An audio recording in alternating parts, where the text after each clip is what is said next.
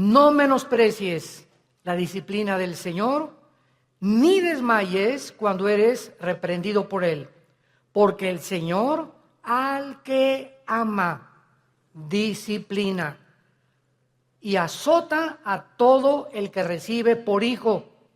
Si soportas la disciplina, Dios te trata como a hijos, porque ¿qué hijo es aquel a quien el Padre no disciplina? Pero si se os deja sin disciplina, de la cual todos han sido participantes, entonces sois bastardos y no hijos. Por otra parte, tuvimos a nuestros padres terrenales que nos disciplinaban y los venerábamos. ¿Por qué no obedeceremos mucho mejor al Padre de los Espíritus y viviremos? Y aquellos, ciertamente por pocos días, nos disciplinaban como a ellos les parecía, pero para lo que nos es provechoso, para que participemos de su santidad. Es verdad que ninguna disciplina al presente parece ser causa de gozo, sino de tristeza, pero después da fruto apacible de justicia a los que en ella han sido ejercitados. Este es uno de los pasajes más ilustrativos de la Biblia, de la forma como Dios trata a todos nosotros, a todos los que nos llamamos cristianos por su gracia y su misericordia. Desgraciadamente, muchos cristianos creen equivocadamente que puedes seguir viviendo una vida cristiana de negligencia espiritual, sin preocuparte por discipularte, ni estudiar seriamente la Biblia, ni tener diario devocionales, ni tampoco una vida consistente de oración. Sin embargo, muchas de estas personas que tratan de vivir esta vida, estos cristianos, ignoran, como por eso comienza diciendo que ya se les olvidó,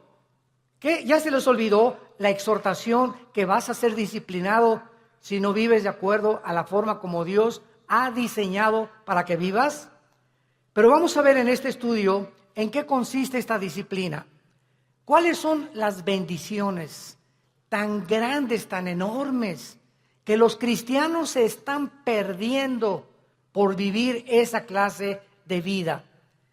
Y podemos preguntarnos también, ¿estos cristianos tendrán consecuencias después de la muerte? Porque tendrán consecuencias en esta vida y hay consecuencias después de la muerte también. O sea, que todos vamos a llegar al cielo y todos vamos a ser recompensados de la misma manera. ¿Qué cosa es lo que Dios usa como disciplina a los cristianos que le han querido abandonar? A los cristianos que le han dicho, Señor, en 3 meses nos vemos. Déjame irme de vacaciones y reventarme en las vacaciones, etcétera, etcétera. Y después de la Navidad te vuelvo a ver, en enero tengo una cita contigo en la iglesia, Señor. El primer domingo comenzamos otra vez la vida cristiana. ¿Cuánto tiempo cree un cristiano o cristiana, desde luego, que puedes vivir sin que Dios haga algo para regresar otra vez a tener la comunión con Él? Vamos a ver todas estas respuestas en la Biblia y vamos a comenzar con la apostasía. La palabra apostasía, apistemi en el griego, significa salirse del camino, apartarse del camino o vulgarmente brincarse las trancas. O sea, la Biblia diseña a la iglesia como un corral donde Cristo es el pastor, nosotros las ovejas, y cuando una oveja se quiere saltar del corral, pues ¿qué pasa, verdad?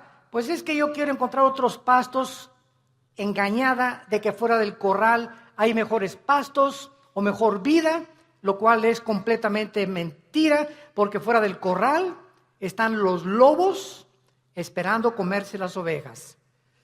Dice el cuento que había una ovejita que le llamaban la rebelde de Tlanepantla.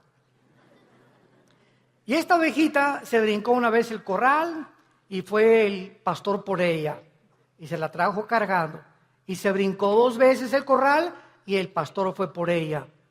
Y la tercera vez que esta ovejita de Tlanepantla se brincó el corral, entonces el pastor fue y le rompió una pata a propósito. Y le dijo, prefiero que aquí dentro del corral estés cojita y manquita a que te salgas y te vuelva a comer el lobo. Entonces, muchas veces Dios tiene que recurrir, como lo vamos a ver, a disciplinas extremas, que son muy raras veces. Pero Dios prefiere 1000 veces, y Cristo lo dijo en Marcos con estas palabras: es mejor que entres al cielo cojo y ciego y manco, a que entres entero y te vayas al infierno.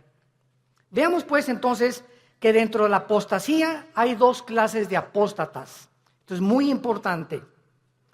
La Biblia nos advierte claramente que mientras más nos acerquemos al final de la segunda venida de Jesucristo, aumentará la tendencia a abandonar los principios cristianos. La presión del mundo sobre la iglesia, sobre tu vida y sobre mi vida, ejercerá dentro de ti por no estar lo suficientemente blindados, por no tener las suficientes convicciones firmes en nuestro corazón de lo que creemos, que vamos a ser seducidos por el mundo. En Mateo 24:12, Cristo dijo, por haberse multiplicado la maldad, como en el siglo XXI hemos llegado al último grado de maldad. ¿Saben ustedes cuál es el último grado de maldad? Llamarle a lo bueno malo y a lo malo bueno.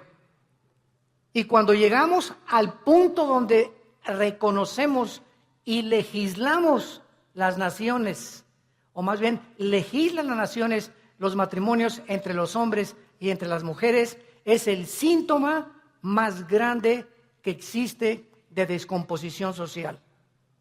¿Por qué? Porque la familia es el fundamento de la sociedad.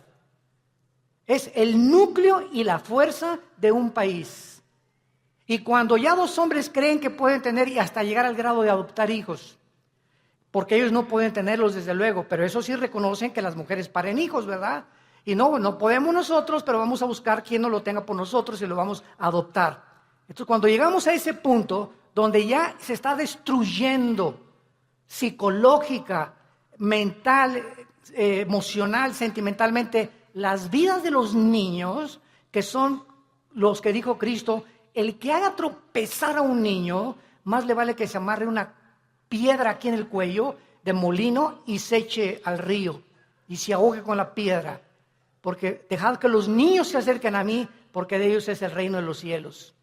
Y cuando comenzamos a tener a los niños y meterlos a nuestra mugre y a nuestra manera de maldad en la que vivimos, arrastrándolos a ellos, a que tengan solamente 2 papás o 2 mamás, sin papá y sin mamá, es cuando nosotros nos damos cuenta que se está ya desarrollando una sociedad que ha llegado al punto de desatar y acarrear los juicios de Dios.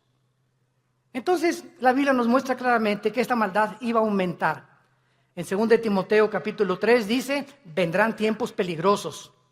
Y esta palabra peligrosos, alepos, en el griego, significa feroces. Y solamente en todo el Nuevo Testamento se usa esta palabra, alepos, que se tradujo en 2 Timoteo, peligrosos, y en los evangelios se usa con los endemoniados. Cuando la Biblia describe al endemoniado gadareno, dice que era de aspecto feroz, o sea, alepos. Y vemos cuando dice Pablo en 2 Timoteo 3, del 1 al 5, vendrán tiempos de que los demonios van a aumentar su ataque contra los seres humanos, y habrá hombres amadores de sí mismos, intemperantes, orgullosos, sin afecto natural, con odio a los padres, sin respeto a la autoridad, etcétera, etcétera. Entonces la Biblia nos pinta un panorama que estamos ya entrando a ese lugar, a esa plataforma, a esta dimensión en la que el mundo va a ejercer más y más presión contra nosotros y muchos se van a apartar. Y esta palabra apostasía, como vimos, es salirse el camino, apartarse la verdad o seguir otro curso revelado. Por ejemplo, en Hechos 5:37, hablando de un líder de una secta, dice que se los llevó en pos de sí. Esta es la palabra que se usa para apostasía. Cuando algo o alguien te saca, un amigo, una amiga, la pornografía, la homosexualidad, las adicciones, las drogas, el alcohol, cuando cualquier cosa en el mundo te jala y te aparta del camino de la verdad, del camino de la santidad, del camino de la justicia, se llama apostasía. Has apostatado. Ahora bien, hay dos clases de apóstatas. Esto es muy importante. Hay cristianos que son apóstatas por un tiempo. Y hay apóstatas que nunca fueron cristianos, pero que entraron a la iglesia por un tiempo y después se apartaron. ¿Cuál es la diferencia entre el cristiano que apostató y el que es apóstata para siempre? Como lo vamos a ver a continuación. La diferencia está en que si tú eres un cristiano y te has apartado del camino y eres hijo y eres hija de Dios, pau, pau, pau y pau, y te viene duro. Dios te hace regresar. De la oreja nos trae de regreso. Pero si eres una persona que jamás recibiste a Cristo, pero fuiste a los estudios bíblicos y fuiste a los desayunos y tal vez algún día que hiciste una decisión por Cristo, pero realmente tus convicciones no eran firmes ni profundas, te vas a apartar del Señor, pero la diferencia está en que tú nunca vas a regresar al camino. Entonces, el cristiano que se aparta, Dios lo regresa por las buenas y por las malas, y lo vamos a ver. A muchos Dios inclusive prefiere llevárselos a casa antes de que sigan lejos de Él. Entonces vamos a ver que hay cristianos que se mueren antes de que Dios termine su programa con sus vidas. Hay cristianos que se mueren antes de que acaben la misión que Dios les dio, porque solo Dios sabe que has llegado al colmo y no te vas a arrepentir, pero como eres hijo y la salvación no se puede perder, te lleva a casa antes de tiempo. Veamos en primer lugar algunos ejemplos de los apóstatas que nunca fueron salvos. Juan capítulo 13, el clásico ejemplo de Judas. Es increíble que yo he escuchado varias veces a muchas personas predicar o enseñar que Judas perdió la salvación por el amor de Dios. O sea, que fue salvo, pero que perdió la salvación. Vamos a ver qué dice la Biblia. En Juan capítulo 13, versículos 10 y 11. Ya Cristo está a punto de entrar a la cruz y al huerto de Getsemaní. Y les dice, el que está lavado no necesita lavarse, no necesita sino lavarse los pies, pues está todo limpio. Eso le estaba hablando a todos los apóstoles que eran salvos, que eran cristianos, como todos nosotros. El momento que recibes a Cristo, ¿quién nos lava? Dice la Biblia en Efesios 5 que es la palabra de Dios la que nos lava y la sangre de Cristo, ¿verdad? Y ahora, ya siendo cristianos, Dios nos da la responsabilidad de nosotros seguirnos lavando. O sea, si cometemos un pecado, la sangre de Cristo, que es tan fresca como cuando nos salvó Dios, nos limpia de todo pecado. Entonces, un cristiano tiene que estar continuamente metiéndose a la regadera, porque diario se nos pega la contaminación del mundo, lo que oyes en tu oficina, con tus amigos, en la escuela, en la universidad, chistes groseros, un programa grosero, desnudos en la televisión, desnudos en el cine. Todo eso entra a nuestra alma y nos ensucia, nos contamina. Y esta suciedad la tenemos que estar sacando para mantener no la salvación, la comunión con Dios. Ustedes están lavados, pero no necesitan sino lavarse, ¿verdad?, los pies. Y vosotros limpios estáis, aunque no todos. O sea, había alguien ahí dentro del grupo de Cristo que no había sido nunca lavado.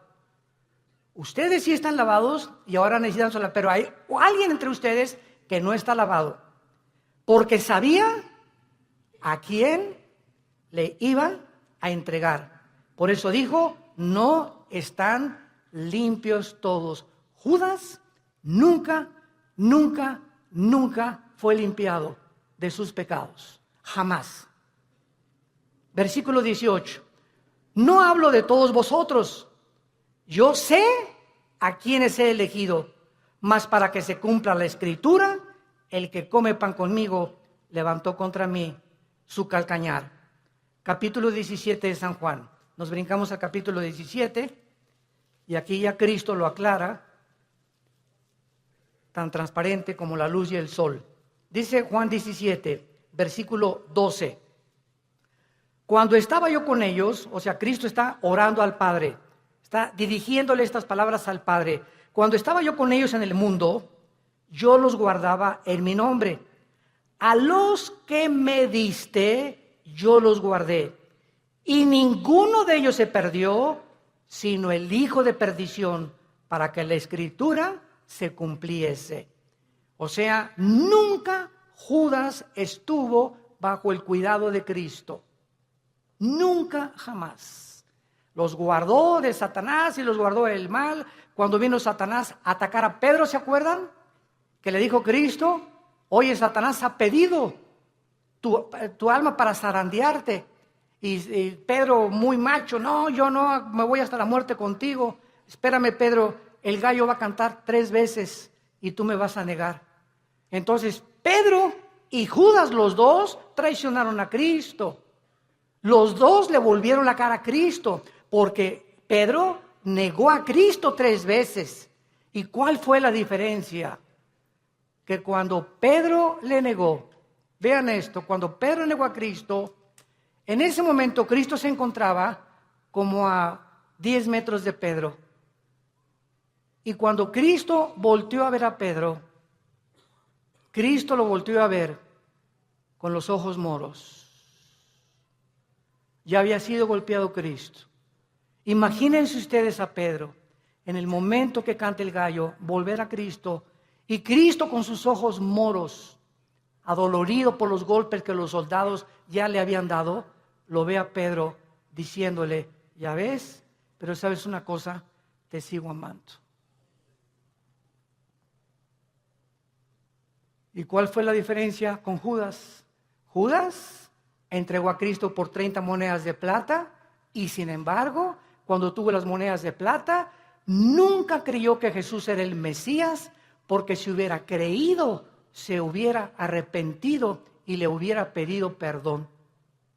¿Qué hizo Judas? Agarró las 30 monedas de plata y las tiró. Y fue y se quitó la vida. Se suicidó. Se colgó de un árbol. Dice en Hechos capítulo 1 que se rompió, ¿verdad?, la rama del árbol y cayó de las piedras y todas se estripó completamente. Murió ahorcado y con todo el vientre abierto, comido por los gusanos. Así acabó Judas. Judas nunca, jamás fue salvado. Y en el capítulo 18, dice en el versículo 8 de Juan también, respondió Jesús: os he dicho que yo soy, pues si me buscáis a mí, dejad a ir estos, para que se cumpliese aquello que había dicho: de los que me diste, no perdí ninguno, más que, como dijo anteriormente, el hijo de perdición. Ahora, el apóstol Pedro, seguimos estudiando las personas que nunca fueran salvas. Carta segunda de Pedro, capítulo 2. Aquí el apóstol Pedro claramente habla en el capítulo 2 y describe las características de todos los falsos profetas. De todos esos que pueden predicar y pueden ser hasta pastores, pueden ser predicadores, ¿verdad? Inclusive que no tienen la salvación y que jamás fueron salvos. Y dice en Pedro, versículo 21 y 22, describiendo ya todas sus características de estos falsos maestros y profetas que menciona en el versículo 1 y versículo 2, dice el versículo 21, segunda de Pedro 2, 21 y 22, porque mejor les hubiera no haber conocido el camino de la justicia. O sea, hay personas que conocían que Jesús era el Cristo, que Jesús murió por sus pecados por ellos, y conocían que Cristo era la verdad y que la Biblia era la verdad. Mejor les hubiera sido no haberlo conocido, que después de haberlo conocido, volverse atrás del santo mandamiento que les fue dado. Escuchen, pero les ha acontecido lo del verdadero proverbio: el perro vuelve a su vómito y la puerca lavada a revolcarse en el lodo o en el cieno. Aquí Pedro, de una forma ya inequívoca, describe que todas estas personas nunca fueron salvas. ¿Cómo lo dice Pedro? ¿Qué hace un perro cuando vomita? se vuelve a comer lo que salió, ¿verdad?, de su estómago. ¿Por qué lo hace? ¿Por qué lo hace? Pues porque es perro. Si no fuera gato, los gatos no lo hacen, los leones no lo hacen. Ahora, ¿por qué un puerco? Agarras el puerquito, oink, oink, oink, oink, y lo lavas y le pones Chanel y le pones un moño y todo, y lo sacas del lodo y lo envuelves y lo que tú quieras, y huele a Chanel número 5.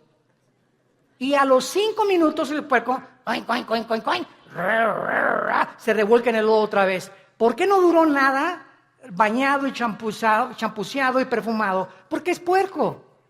Ahora, para que el perro ya no regrese a su vómito, ¿qué se necesita? Cambiar su naturaleza, dejar de ser perro.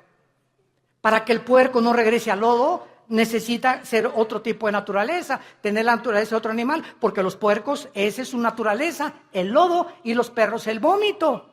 Aquí está hablando Pedro, que estas personas, su naturaleza nunca fue cambiada, porque si hubiera sido cambiada, no regresarían a hacer lo que hicieron antes de conocer a Cristo. ¿Me van siguiendo? Esta es la grande diferencia de las personas que nunca fueron salvas. En 1 Juan 2:19, el apóstol Juan dice, 1 Juan 2:19, salieron de nosotros. Oye, don Pancho, pero si tú ibas a la iglesia ahí en el Cine Apolo hace 15, 20 años, o te vimos aquí en la iglesia, fuiste a los estudios conmigo. Oye, tú estuviste en el LITI, tomaste todo el curso del LITI, compadre. Y ahora te estás divorciado, estás con otra señora, te has cometido adulterio, etcétera, etcétera. Y te contesta tu compadre, sí, ¿y qué? Chale. Ya en ese momento te das cuenta, ¿verdad?, que ya hay algo raro. A una persona que fue cristiana, pues sí, ¿verdad? Y me duele, ¿verdad? Y lo que tú quieras, pero estas personas salieron de nosotros, pero no eran de nosotros. Porque si hubieran sido de nosotros, dice 1 Juan 2:19, hubieran permanecido con nosotros. Salieron para que se manifestara que no todos los que vienen a la iglesia son y pertenecen al cuerpo de Cristo. Todas las iglesias, esta y todas las en el mundo cristianas, todas las iglesias, sin excepción, son una mezcla del trigo y la cizaña. Así que el que está a tu lado a la derecha, aunque tengas cara de Santa Rita de Casia, y el que está atrás de ti, que tiene cara en Clodomiro, no son todos lo que aparecen ser. Entonces no te decepciones y no te desilusiones. Ay, ¿qué es en esa iglesia? Nadie me amaba. ¿Y te acuerdas de esa persona? Y así son los cristianos. Espérame tantito, así no son todos los cristianos. Si un avión se cae con un piloto porque iba borracho, no significa que todos los pilotos de American Airlines son borrachos. Si un carro de carrera choca, no significa que todos son tan tontos como el que chocó. Entonces no puedes generalizar. Entonces tenemos que entender eso. La iglesia es una mezcla y no todos son lo que son. Hay un remanente en todas las iglesias de verdaderos hijos e hijas de Dios. Y solo el tiempo dirá verdaderamente quiénes son los que permanecieron hasta el final. Muy bien, veamos ahora los que son salvos. Proverbios capítulo 3, los apóstatas que son salvos, pero que regresan porque son hijos de Dios, y Dios, hay su promesa, al que ama, disciplina. Y si no hay disciplina es porque nunca fuiste hijo de Dios. Por eso sigues haciendo lo que te da la gana. Porque si fueras hijo de Dios o hija de Dios, ¿desde cuándo Dios que ya te hubiera surtido? Y bien surtido. Pero sigues igual de hace 1 o 2 años precisamente porque nunca has pertenecido a la familia de Dios. Dice en Proverbios 3, versículo 11 y 12, no menosprecies, hijo mío, le está hablando a sus hijos, el castigo de Jehová, ni te fatigues de su corrección, porque Jehová al que ama castiga, como al padre a quien quiere. Vamos a ver que en el Antiguo Testamento los castigos eran diferentes de los castigos del Nuevo Testamento. Y Dios trataba de una forma a los cristianos, porque no eran cristianos, ¿verdad? Cristiano significa lleno del Espíritu. A las personas que formaban parte del pacto abrámico y a los que no formaban parte del pacto abrámico davídico palestino. Entonces era muy diferente, lo vamos a ver más adelante. Veamos ahora en Lucas 15, ¿se acuerdan del hijo pródigo?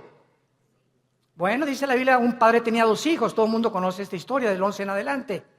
Y de repente uno de los hijos le dice, oye viejo, dame toda la herencia, échame mis centavitos que me pertenecen.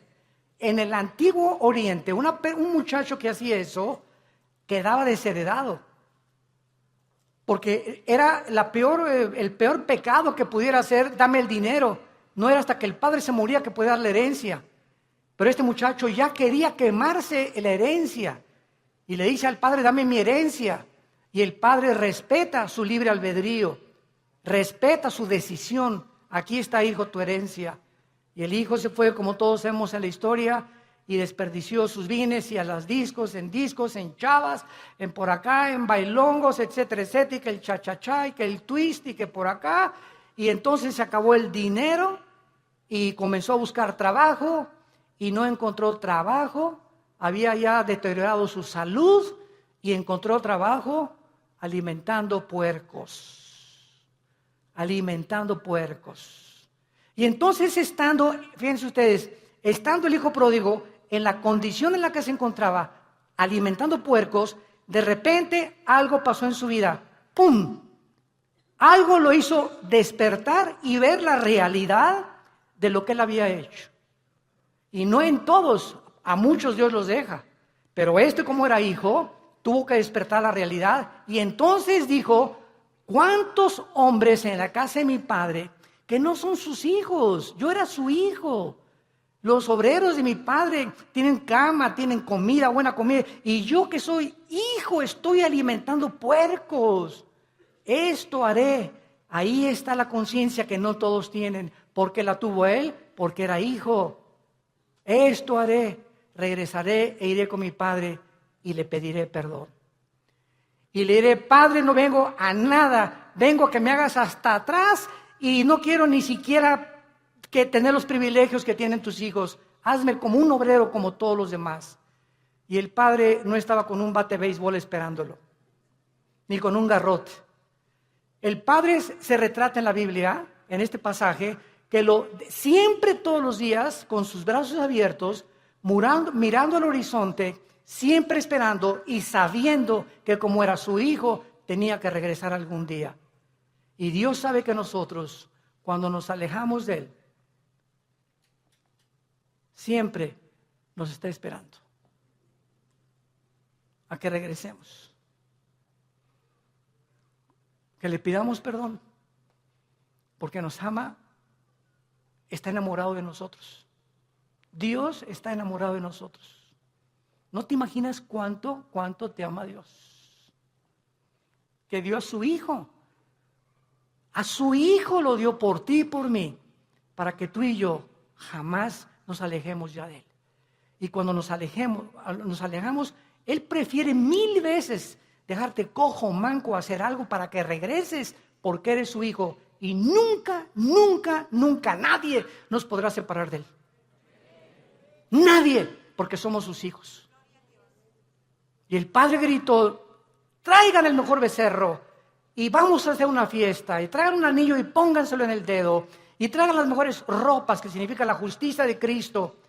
Y entonces, ¿por qué el hijo regresó? Porque nunca perdió su calidad de hijo. Nunca. Y este es un ejemplo clásico de una persona que es hijo, se aleja de Dios, pero regresa a Dios. Porque somos hijos, tenemos que regresar. Tarde o temprano nos convence Dios para regresar con Él. Y si no nos regresamos, y si lo que nos hace Dios para regresarnos no nos sirve, nos prefiere llevar a casa, antes de que el camino sea blasfemado por tu culpa o por mi culpa. Veamos otro ejemplo en 1 Corintios 5, vamos al Nuevo Testamento. 1 Corintios 5. Aquí está un caso tremendo de un muchacho que pues no era como nosotros, ¿verdad? Nosotros tenemos la Biblia completa. La iglesia de Corinto era la iglesia más carnal de todas las iglesias del Nuevo Testamento, pero eso sí, tenían todos los dones, pero eran carnales. Dice 1 Corintios 5, de cierto se oye, dice Pablo escribiéndoles, que hay entre ustedes fornicación. O sea, me han llegado noticias de que en la iglesia hay inmoralidad. Y tal inmoralidad o tal fornicación cual ni aún se nombra entre los gentiles, o sea, ni en las personas del mundo, tanto que alguno tiene la mujer de su padre. O sea, había un miembro en la iglesia de Corinto que estaba teniendo relaciones con su madrastra, con la mujer de su papá. Y dice Pablo, y ustedes, les habla a los líderes, están envanecidos. ¿No debieran más bien haberse lamentado para que fuera quitado de en medio de vosotros el que cometió tal acción? O sea, Pablo dice, oigan, ¿por qué no han reaccionado? Ustedes están conscientes que este muchacho está teniendo relaciones con su madrastra y lo dejan seguir asistiendo a la iglesia. ¿Y qué lo debemos de correr? Pues traerlo para enfrente, ¿verdad? Y enfrentarlo con su situación. Ahora tenemos la Biblia y nos damos cuenta que los líderes, cuando sabemos que alguien vive pecado, la iglesia es un hospital y te vamos a ayudar. Pero cuando sabemos que alguien insiste y sabemos que alguien, por ejemplo, si una señora me dice, mi esposo tiene ya 6 meses que es adúltero, hermano, pastor, y ya hablamos nosotros con el esposo, los pastores, y ya le dijimos, mira, estás viendo el pecado, y sabemos que sigue en adulterio, la disciplina de Dios es decirle a esa persona, tú no puedes entrar a la iglesia, porque puedes entrar porque es un hospital, si colaboras con el doctor para que te cure. Pero ¿de qué te sirve ir al hospital? A que te pongan benditas y que te pongan curitas, y saliendo del hospital te las arrancas y te las quitas. Y regresas con el doctor, oiga, ya le he puesto 3 curitas, pues es que no me gustan, entonces ¿para qué vienes conmigo? Si no quieres que te cure, ¿para qué vienes al hospital? Y así es la iglesia, un hospital de almas enfermas que necesitan sanidad de Dios. Y dice más adelante el versículo 3, ciertamente dice Pablo, yo, como ausente en cuerpo, pero presente en espíritu, ya como presente he juzgado al que tal cosa he hecho, en el nombre de nuestro Señor Jesucristo, reunidos vosotros y mi espíritu con el poder de nuestro Señor Jesucristo, el tal sea entregado a Satanás para destrucción de la carne. Vean ustedes con mucha atención lo que sigue, a fin de que el espíritu sea salvo en el día de Cristo o en el día del Señor. ¿Qué estaba diciendo Pablo? Que cuando una persona es disciplinada por los pastores en la iglesia y es sacada de la iglesia al mundo, lo sacas del corral, afuera del corral están los lobos. Y Dios le da el permiso a Satanás de atacar a esa persona y quitarle la vida. Y quitarle la vida. Pero el espíritu es salvo porque era hijo de Dios. A fin de que el espíritu sea salvo. Aquí está un muchacho que iba a morir en pecado, pero como la salvación no se pierde, se va al cielo antes de tiempo.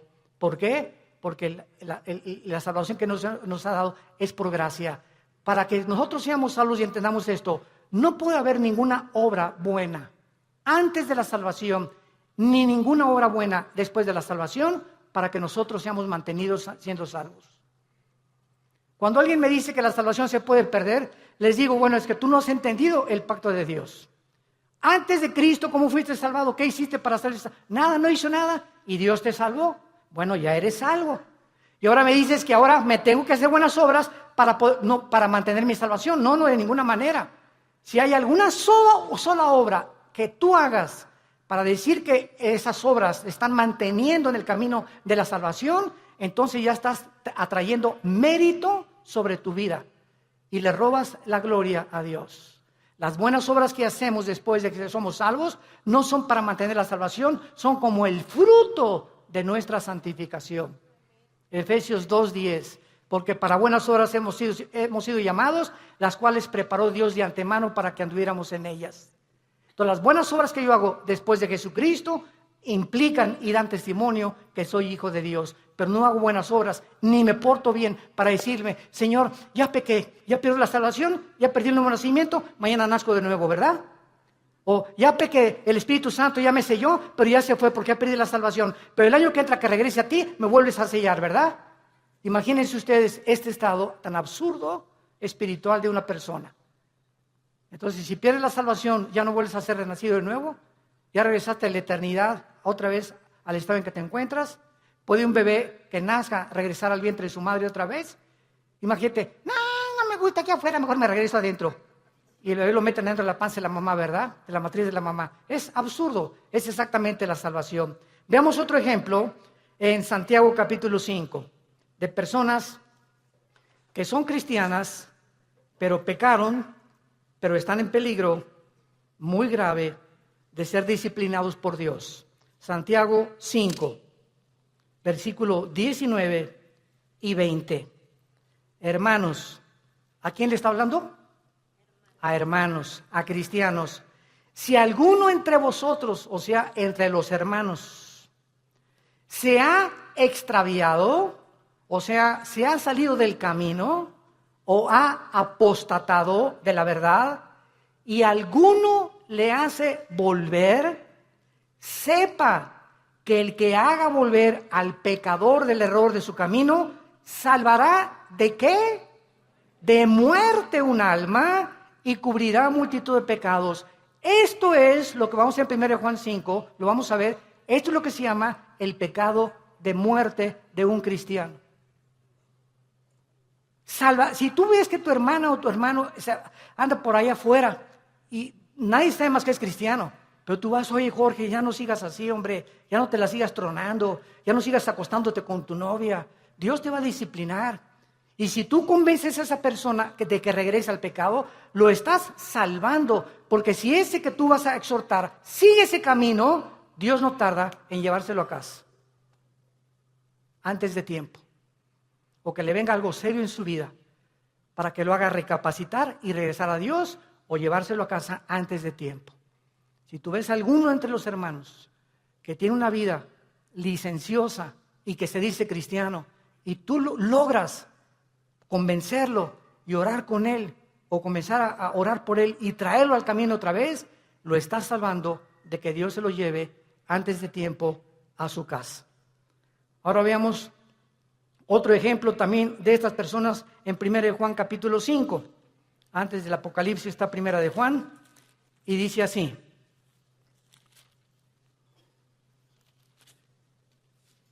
1 Juan capítulo 5, versículo 16. Si alguno viere, ¿a quién? A su hermano, otra vez a un cristiano. Si alguno viere a su hermano cometer pecado que no sea de muerte, pedirá a Dios y le dará vida. Esto es, para los que cometen pecado que no sea de muerte. Hay pecado de muerte por el cual yo pido que no se pida, o por el cual yo digo que no se pida. Vean ustedes la diferencia. Hay cristianos que solo Dios sabe que aunque tú vayas y los exhortes, no van a regresar a Dios, pero son cristianos. Están tan endurecidos y tan aferrados al adulterio o a esto o a la fornicación o a aquello, que solo Dios sabe, que porque solamente Dios conoce el corazón, que no van a regresar.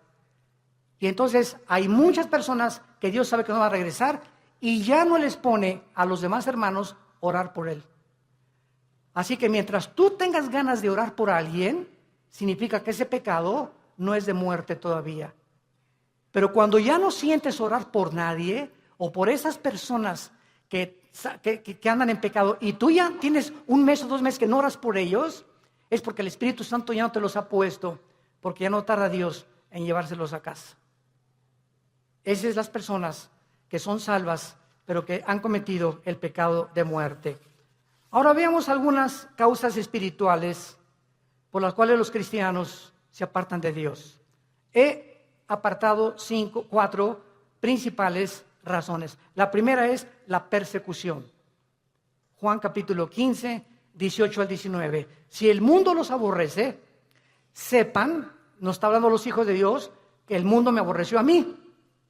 Si tú eres cristiano y regresas a tu casa y ya con el pastor, ay pastor, pues desde que me convertí, ya mis padres no me quieren y en la escuela se hacen burla de mí, bla, bla, bla, etcétera, etcétera. Pues, ¿qué creías entonces? Dios nos llamó no solamente a creer en Él, sino a padecer por Él también. Ahora, ¿no quieres que te persigan? ¿No quieres ser diferente a los demás? ¿No quieres que nadie te calumnie, ni que nadie haga chismes contra tu vida? No hay ningún problema. Únete al grupo de ellos y no seas diferente. Pero si eres diferente, te van a perseguir. Y te van a calumniar y nos van a inventar cosas contra nosotros porque el mundo odia a Cristo y nos odia a nosotros que somos sus representantes. Y esta persecución hace la que mucha gente, no, pues yo prefiero mejor, no. Y contestas, ¿es cierto que tú eres cristiano y que andas con los aleluyos? No, mira, bueno, soy cristiano pero no soy exagerado, no estoy así en un extremo. Estoy conociendo a Cristo y comienzas a poner pretextos y a avergonzarte y decirles, sí, ¿y qué? ¿Te gustó? ¿No les gustó? Qué bueno, me da mucho gusto, me da tristeza como ustedes viven. He encontrado a mi Salvador. ¿Por qué nos habíamos de avergonzar de aquel que en la cruz dio su vida desnudo por nosotros? Él no se avergonzó por nosotros. ¿Y tú te avergüenzas de él porque tu familia te persigue? ¿Porque eres diferente a tu familia? Entonces, esta persecución hace que muchos se alejen del Señor. Número 2, la negligencia de la palabra de Dios. Hebreos capítulo 2. Ya la Biblia no la lees desde hace 2, 3 semanas. Ya la lees allá nomás el domingo. Ya no tienes un devocional diario con el Señor. Y dice Hebreos 2. Por tanto, es necesario que con más diligencia atendamos las cosas que hemos oído. No sea que nos deslicemos. Porque si la palabra dicha por medio de los ángeles fue firme, y toda transgresión y desobediencia recibió justa retribución, ¿cómo escaparemos nosotros si descuidamos una salvación tan grande, la cual, habiendo sido anunciada primeramente por el Señor, nos fue confirmada por los que lo oyeron? Esta frase, ¿cómo escaparemos nosotros si descuidamos la salvación? Muchos la han atribuido a que sí se pierde la salvación. Nos está hablando Dios, ¿cómo escaparemos de su disciplina? Lee también Hebreos 12. Al que ama, Dios disciplina, y si no hay disciplina no eres hijo, eres bastardo. Entonces, ¿cómo escaparemos? ¿Cómo crees que te vas a escapar de Dios habiendo sido cristiano ya? Si tú descuidas tu vida devocional con Dios. Número 3, la amargura. Hebreos 12:15. La amargura es otra causa de alejarse de Dios. Mirad bien, Hebreos 12:15, que ninguno de ustedes deje de alcanzar la gracia de Dios. Qué tremendo. Dejar de alcanzar la gracia de Dios. ¿Cómo? Que brotando alguna raíz de amargura te estorbe y por ella contamines a muchos. Esto está tremendo, Hermano en Cristo, hermana en Cristo, tú y yo no podemos darnos el lujo de odiar a nadie. Hayan hecho lo que nos hayan hecho. No podemos darnos el lujo de tener rencor contra nadie.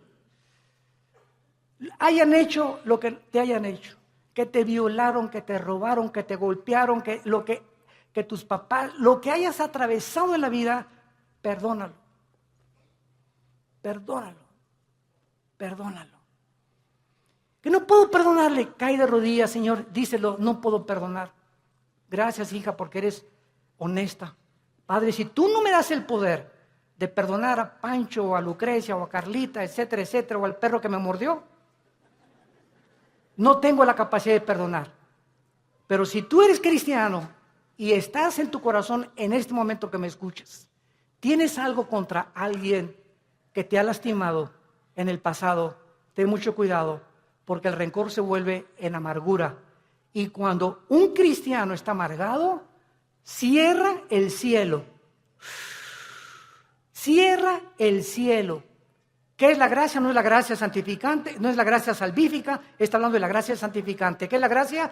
Diario el cristiano necesita poder de Dios, diario necesito el poder de Dios al venir a su palabra para que me dé el poder de vivir para Él. Porque separado de Él yo no puedo hacer nada. Entonces la amargura me bloquea la gracia de Dios y me quedo sin poder. Me quedo en mi propio poder, en mi propia carne, porque algo está bloqueando que Dios me ayude y me saque del pozo de la desesperación, de la red en que he caído, de la trampa que te pusieron. ¿Qué cosa es? La amargura. Es el más grande veneno en la vida de un cristiano. Y número 4, el amor al dinero. Primera de Timoteo 6, versículo 10. Porque raíz de todos los males no es el dinero, es el amor al dinero. Gracias a Dios por las familias ricas y los millonarios, porque la obra de Dios tiene que sostenerse. Si no hay dinero, no hay misioneros. Si no hay dinero, no hay construcciones. Si no hay dinero, no hay televisión. Si no hay dinero, no hay viajes. El dinero no es malo. El malo es amar lo que tú tienes. Cuando tú amas más lo que tú tienes que la obra de Dios, te va a hacer que te alejes de Dios. Dijo Cristo en Marcos, hablando de la parábola del sembrador, pero muchos, el afán del mundo y de las riquezas, entran y ahogan la palabra y nunca das fruto. Estas son las razones por las cuales tú puedes alejarte de Dios. Ahora veamos rápidamente en 2 Samuel 7 las consecuencias que sufrieron en el Antiguo Testamento los que eran y pertenecían al pueblo de Dios. O sea, los que tenían garantizada ya la salvación. De forma diferente a la de nosotros, porque no tenían el bautismo del Espíritu Santo, pero la forma que eran de Dios. 2 Samuel capítulo 7. Veamos la disciplina de Salomón. La Biblia menciona 3 consecuencias principales del pecado en un cristiano. Número 1, la disciplina. 2, la muerte, que ya lo vimos. Y 3, la pérdida de recompensas en la otra vida. En otras palabras, si tú te mueres siendo cristiano en pecado, o en un pecado, porque pues quién se va a morir sin pecado, ¿verdad? El único sin pecado ha sido Jesucristo. Si yo me muero, estás ahí en el hospital y ya te da el síntoma, y una enfermera guapa y le haces, ¿qué tal, enfermerita? Ya le echaste ojitos, ¿verdad? Y ¡pum! Te mueres. Te llevaste ese pensamiento al otro laredo, ¿verdad? O sea, no moriste santito, sin haber roto un plato. O haz de cuenta que también estás en el hospital ahorita, o sales a la carretera y chocas ahí en la carretera, y la mañana te peleaste con tu esposa, te moriste en pecado. ¿No es cierto? ¿Y vas a perder la salvación? No lo vamos a perder. Pero en la otra vida perdemos las recompensas.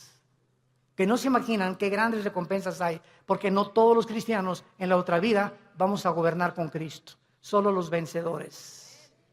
Y lo vamos a ver más adelante para terminar. En 2 Samuel 7, 14 y 15, se le está dando las instrucciones a David y le dice, yo le seré el padre y él me será mi hijo.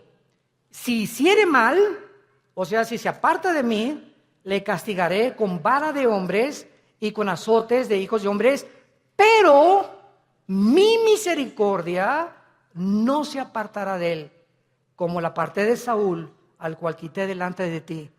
¿Cuál fue la diferencia entre la descendencia de David y el rey Saúl? ¿Cuál fue la diferencia entre Pedro y entre Judas? En que aunque nosotros nos portemos mal, y aunque nosotros intentemos alejarnos de Dios, si somos hijos e hijas de Dios, su misericordia es más alta que los cielos. Y Dios va a hacer algo para que regreses y para que yo regrese a la comunión con Él. Y va a ser disciplina. La palabra disciplina es interesante porque viene de la palabra paidego, viene de la palabra pedagogo, que significa el que forma el carácter o el maestro.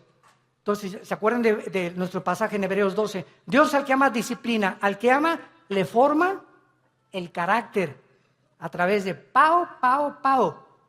Y castiga también con azotes. O sea, Dios usa la Biblia para formar nuestro carácter, y si somos tercos, pao.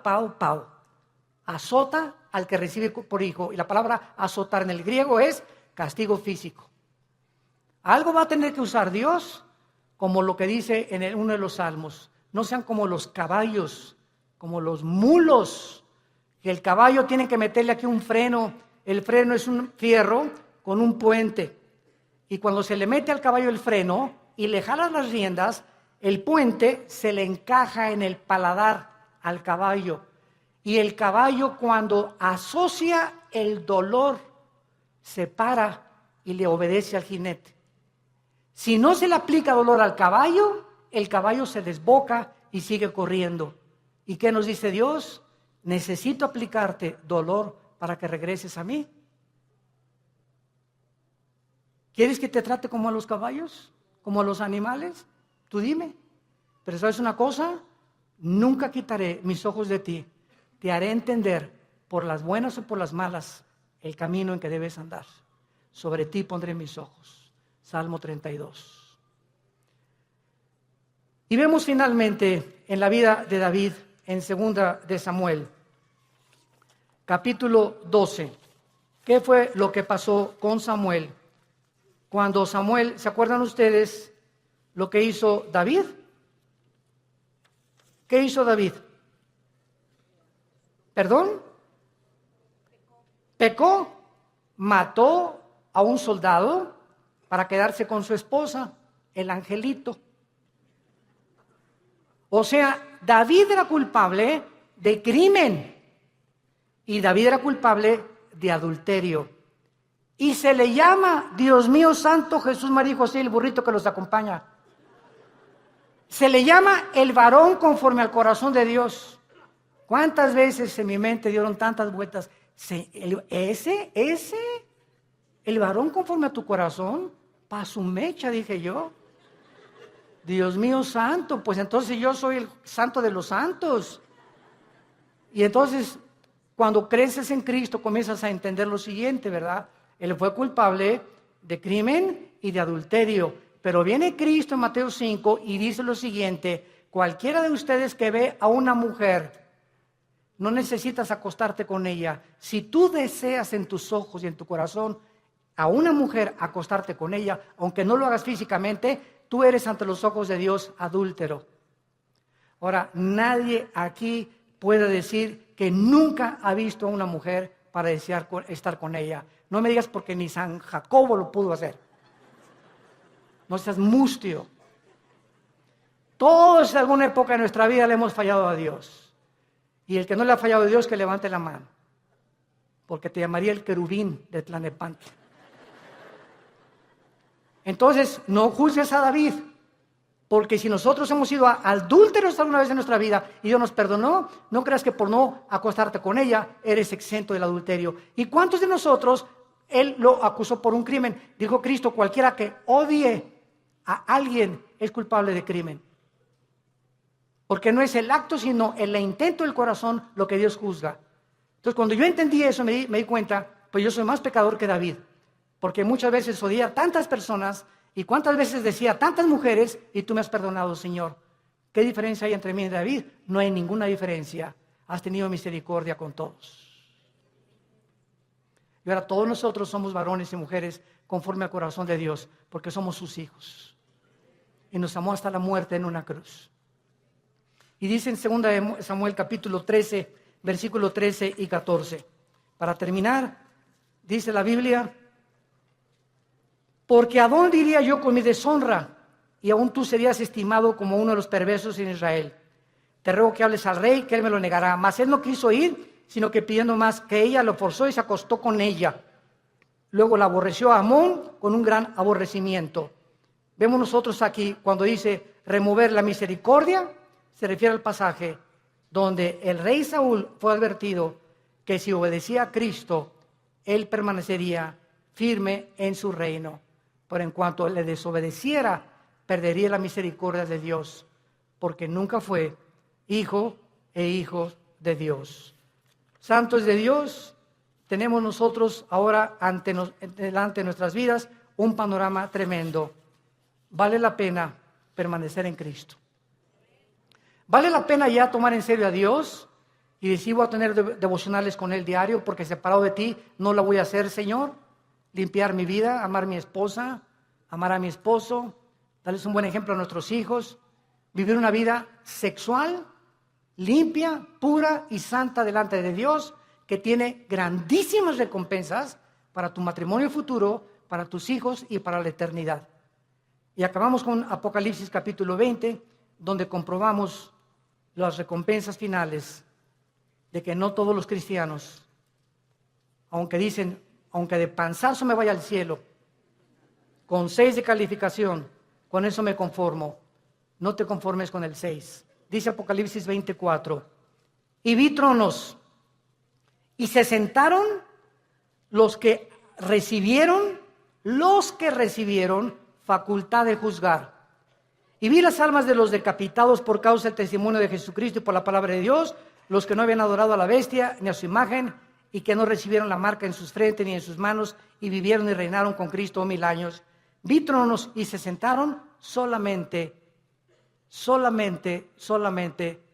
algunos, o sea, los que recibieron el derecho, la facultad, el honor de sentarse en un trono. Sentarte en un trono en la Biblia es gobernar. Y Cristo dijo en Apocalipsis 2, el que venciera al final se sentará, como yo me senté con el Padre en el trono, tú te sentarás conmigo a gobernar también. O sea que en la otra vida va a haber reyes y príncipes y soldados rasos, cristianos que nunca quisieron pasar al siguiente nivel de santidad ni de crecimiento en la gracia de Dios. ¿Qué escoges tú en esta tarde para vivir en tu vida cristiana? Dios al que ama disciplina y azota al que recibe por hijo. No juegues con Dios. No juegues con Dios, porque Dios es un Dios santo, santo, santo. Gracias por tu palabra, Señor, en esta tarde, por el amor tan eterno y infinito que has derramado en nuestras vidas por ti, al mostrarnos que la vida de tu Hijo fue el precio que pagaste para que nunca dudáramos de cuánto nos amas, porque eres un Dios bueno. Cuán grande es la bondad de Dios que Él ha guardado para los que le aman y guardan sus mandamientos. Confié en el Señor y Él me ayudó y me libró de mis angustias y me puso sobre la roca y de la vergüenza de mis enemigos y de la vergüenza y el oprobio de mis perseguidores. Diré yo a Jehová, esperanza mía, castillo mío, mi Dios, en quien confiaré. Castillo mío, mi roca. Torre fuerte es el nombre de Jehová. A él correrá el justo y seremos levantados. Dios en esta tarde te está hablando, tú que has alejado tu camino de Él. Ustedes que nos ven por la televisión y por los medios de las redes sociales, si tú has escuchado este mensaje y sabes que Dios te está diciendo, regresa mi hijo mío, regresa hija mía, te estoy esperando desde hace muchos meses o años. Y si estás oyendo mi voz es porque eres mi hijo y porque eres mi hija. Y tus lágrimas que yo veo me dan evidencia de tu arrepentimiento. Ven a mí, te estoy esperando. No para castigarte ya, sino para vestirte con mi justicia, para que celebremos juntos la fiesta otra vez, para devolverte el gozo de la salvación y para que sigas caminando en mi mano y jamás te apartes de mí, porque ciertamente el bien y la misericordia te seguirán todos los días de tu vida y algún día estarás conmigo en casa, dándome las gracias de todo lo que hice por ti y del amor eterno con que te he amado. Ven a mí, arrepiéntete de tus pecados y entrégale tu vida a Jesucristo. Y dile, Señor, perdóname haberme alejado de ti. Regreso a ti con todo mi corazón y con todas las fuerzas de mi alma. Gracias por haberme hablado esta mañana y haberme dicho que no puedo vivir así ya. Que el pecado, la paga del pecado es la muerte y que el que esconde sus pecados no prosperará, mas el que los confiese y se aparta alcanzará misericordia. Gracias porque en esta mañana he alcanzado tu misericordia en el nombre de Jesús.